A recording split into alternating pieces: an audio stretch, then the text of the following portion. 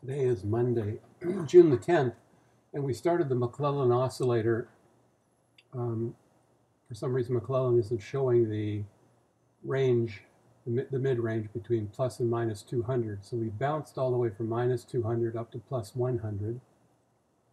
So there's clearly momentum indicating that there's movement of money into the market. The advancers led decliners by 2-1.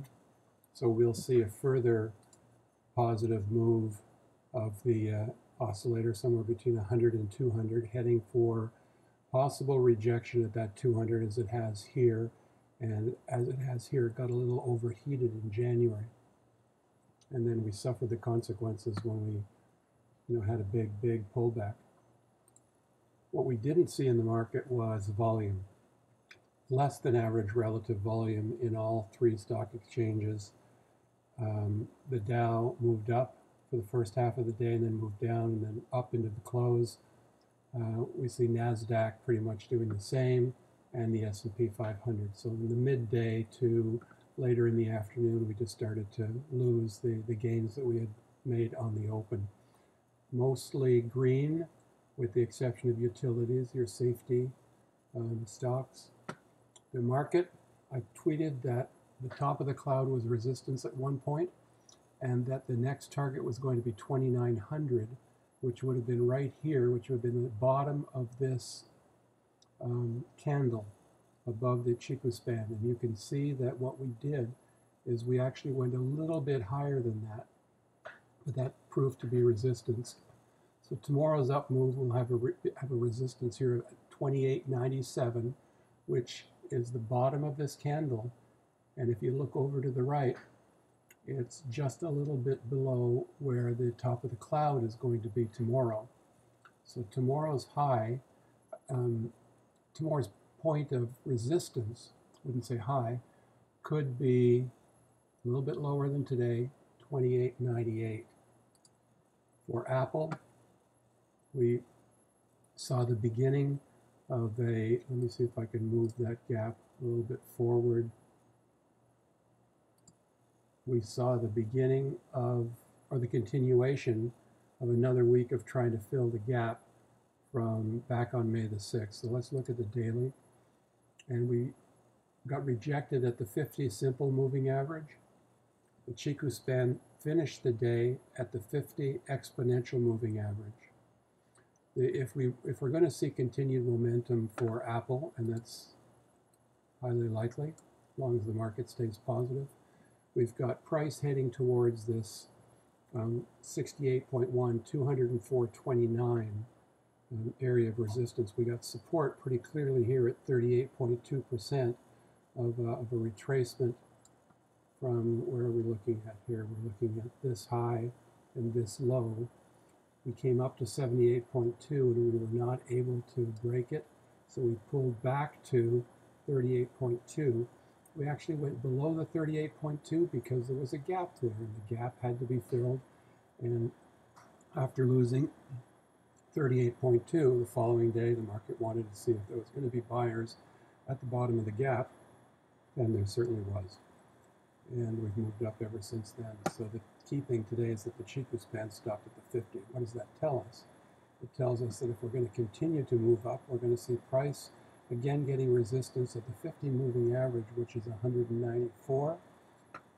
But there could be a big day tomorrow because the Ichimoku span won't have resistance until it's over 207, but that's not going to happen. So let's look at the weekly, and the weekly shows that we could break through this very thin resistance of the cloud, but next week, of course, right where the cloud intersects and flips, there's no resistance. So we could go strongly one way or the other, depending on where we finish. My guess right now is that we're heading towards this gap. Once we fill this gap here, which is 197, we're going to see resistance. I think 197 could be all she wrote for the next few days. Caterpillar had a $1.31 increase, but finished at the bottom of its range. Gold dropped because the market was high, and I'm sure that the dollar probably picked up. WDC, this is a I've always said this is going to be dependent on what happens in China and what happens with Huawei.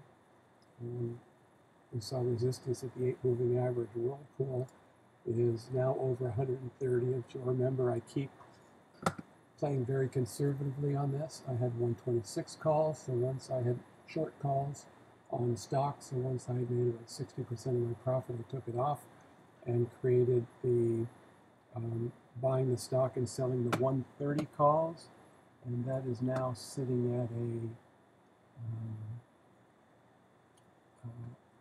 reasonable profit.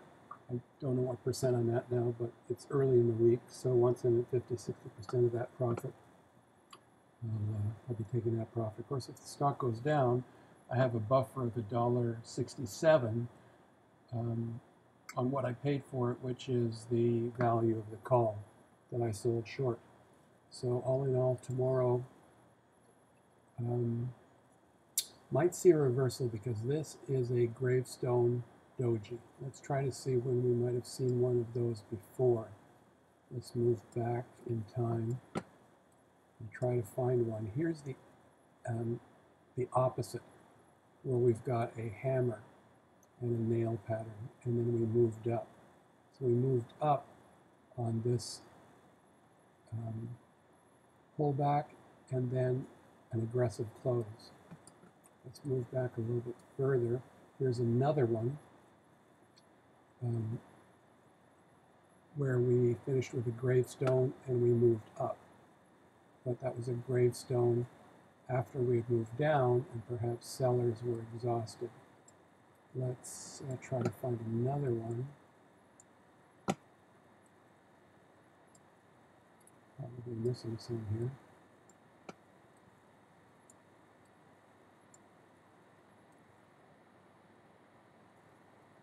Here's a doji day, indecisive day. After a big move up, we had indecisiveness in the market, and that was enough to start some selling. And still try to find one more gravestone doji for you. And it'd be nice if it would appear at the top of a wave. So let's just look at tops of waves for gravestones. And that's a hammer. Can't find one, but I would think that tomorrow may see the date here. This is not it's not a positive sign, this is a negative sign. So I would say we could be coming down for a test of the 50 moving average tomorrow, which would be 128.71. So my guess is that tomorrow is down.